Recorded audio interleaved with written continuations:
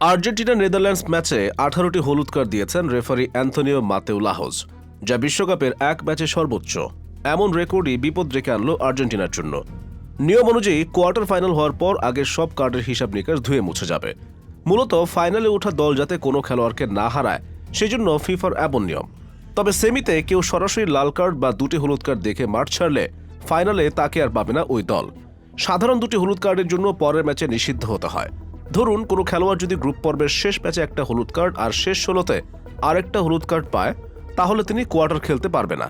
যেহেতু এখন quarter final হচ্ছে, সেক্ষেত্রে যদি কেউ শেষ 16তে একটা এবং কোয়ার্টারে একটা কার্ড পায় কিংবা গ্রুপ পর্বেও পায়, অর্থাৎ গ্রুপ পর্বের 3 ম্যাচের একটিতে কার্ড আর কোয়ার্টারে আরেকটা কার্ড পেলেও সেমিতে বাদ ওই খেলোয়াড়। সে হিসেবে আর্জেন্টিনা তাদের দুজন খেলোয়াড় মার্কোস অ্যাকুনা এবং গঞ্জালো মন্টিয়েলকে আর সেমিফাইনালে পাবে না। এদিকে ব্রাজিলের বিপক্ষে ক্রোয়েশিয়ার 2 খেলোয়াড় ব্রোজোভিচ এবং পেটকোভিচ হলুদ কার্ড পেলেও তারা সেমিফাইনালে থাকবে, কারণ তারা আগে আর হলুদ কার্ড পায়নি। জানেন ফুটবলে কিভাবে এলো এই কার্ডের নিয়মটা? চলুন একবার শুনে নিই। 1966 বিশ্বকাপে এক ইংলিশ রেফারি ইতালিয়ান এক খেলোয়াড়কে মাঠ থেকে বের করার সিদ্ধান্ত নেন। ইংরেজিতে বলা রেফারির সিদ্ধান্ত বুঝতে পারেননি সেই খেলোয়াড়, তিনি মাঠও ছাড়ছিলেন না। ভীষণ গোল বাঁধে।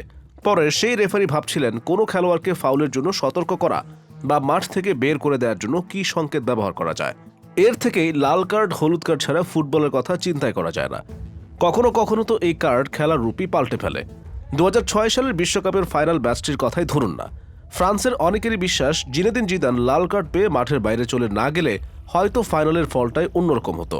বিশ্বকাপের মতো ম্যাচে লাল কার্ড এমনিতেই আলোচিত ঘটনা, যদিও বিশ্বকাপের লাল কার্ড হলুদ কার্ডের ইতিহাস অতটা কিন্তু পুরনো নয়। 1962 বিশ্বকাপের কথা স্বাগতিক ছিল চিলি। ফুটবলীয় শক্তিতে পিছিয়ে থাকা দেশ চিলিতে বিশ্বকাপ হচ্ছে, ব্যাপারটি মেনে নিতে পারেনি ইতালিয়ানরা।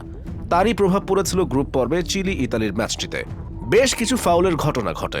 এখনও এই ম্যাচটি ব্যাটল অফ সান্তিয়াগো নামে পরিচিত। ম্যাচে সবচেয়ে বিপাকে ছিলেন ইংল্যান্ডের কেইন অ্যাস্টন। ম্যাচটি পরিচালনার দায়িত্ব ছিল তার কাঁধে।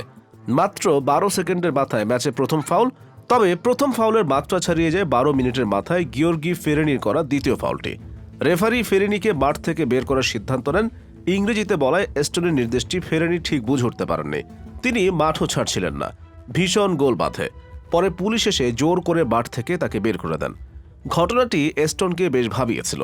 বিশ্বকাপ নানান দেশের ভাষার সংস্কৃতির মিলন মেলা। রেফারির ভাষা মাঠের খেলোয়াড়েরা নাও বুঝতে পারেন। চিলি ম্যাচটাতেই যা হয়েছে। নতুন নিয়ম বের করার তাগিদ অনুভব করেন তিনি।